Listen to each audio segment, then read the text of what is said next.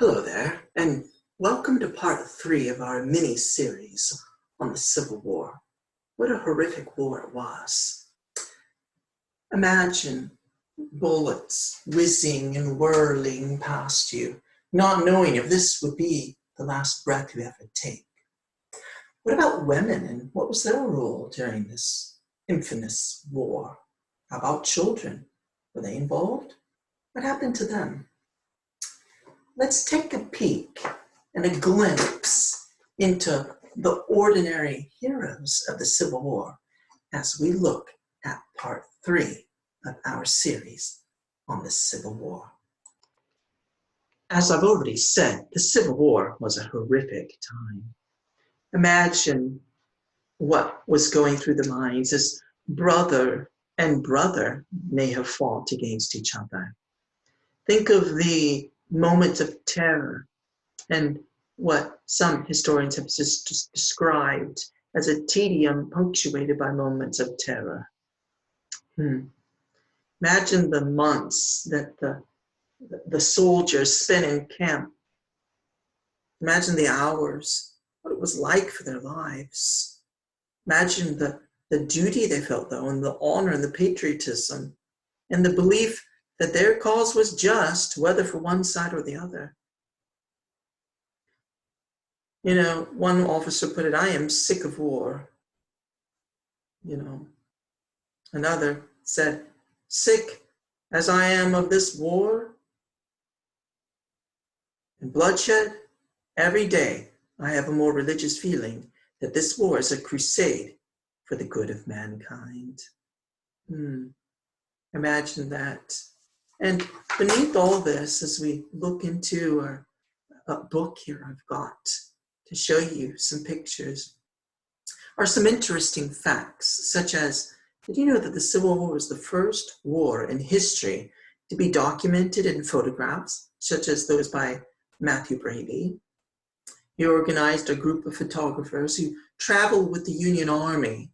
They created an enormous, invaluable pictorial record of the war. And because of that, we do have many of these iconic images of the war. The Civil War was also the first war to be covered by reporters in the press. It was the first time that they could travel with ease because of the invention of such inventions, I should say, as the train, the railroad, the locomotive, and also the telegraph. So they could take information through the telegraph wires that they were able to acquire and to send messages back and forth quite easily and quickly without having to wait so long, then have them printed in newspapers. You see? Very interesting. Another thing has to do with children. I want you to take a look at this boy right here. This boy, his name is Johnny Clemp. Young boy. He was a Union drummer boy. And at age 11, these musicians were very essential to battle, these boys. And they were used. And the music of the musicians, including the drummer boy, kept the troops together. It was very important. And the drums, and the other instruments were used for that purpose. Well, after 2 hours of his drums, they were destroyed. And there was a fella in battle that fell down. And you know what Clem did? He picked up the musket of this fallen soldier, and he fought until the end of the battle. So we could say that this 11-year-old boy fought in the Civil War. There are many other young people in this battle. Look at how young this soldier looks. There were teenagers, very common, and in some cases, very young teenagers. Some we know as young as 14 years old. But we even have document of an 11-year-old for a time. Just very horrific. How about women?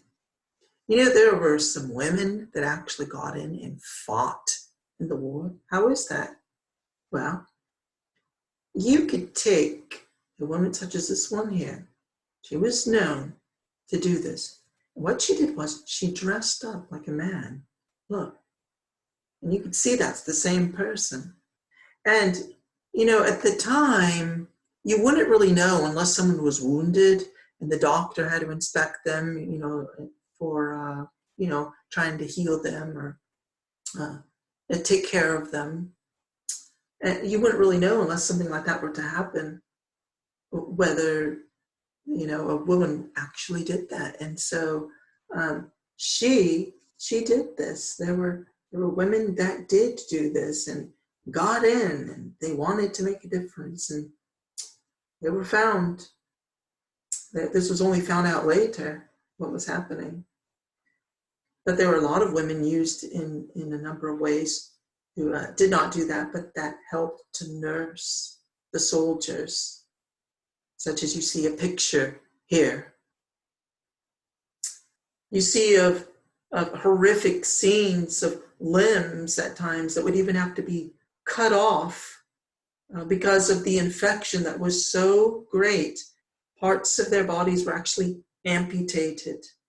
And I know that may seem horrific, but it was true.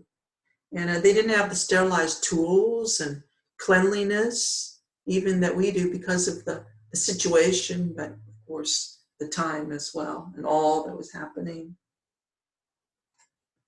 Now, food was one thing that was very just horrific as well, is just not having the food supply that you needed, particularly in the South, where you're just going from place to place and not knowing how good the food would be as far as the consistency of it brought to you where you were. You know, beef and pork, when they finally did get there, it was often spoiled by the time it got there.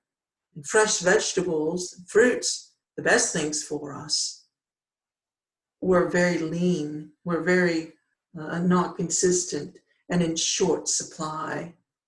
And so the Northern soldiers often subsisted on flour and water crackers called hardtack. They often nicknamed them teeth dullers. You can imagine teeth dullers. You're trying to crunch on that and it just dulling your teeth. And not good. And not really a good supply of food, but it gave you some energy at least, and they could keep going a little longer. But just adequate food and the right kind of food, you know. And so here we have it. You know, there were many freed black slaves, ex-slaves that were equal to fight in the war as well. And both the North and the South used African Americans to build trenches and to roads and to drive supplies and to cook and even bury the dead. Again, a horrific time, but, you know, many of them distinguished themselves during this time as extremely important to the war effort. About 186,000 African Americans served in the Union Army and Navy. And so I just wanted to share a little tidbit of ordinary, we might call them ordinary people, who were heroes during this horrific war. Everything from boys, young teenagers, women, African Americans, doctors, nurses, all of them were heroes during this horrific time. And I just challenge you, as you today learn a little bit more every day, or every day, that ought to be something that we do. Learn something from the past. It's often been said, those who do not learn from the past are doomed to repeat it. Have we, as a people, learned from this horrific war, going forward and facing the challenges ahead. I hope you found this helpful. If you do, please like the video, and I look forward to hearing from you. And remember, learn something new every day.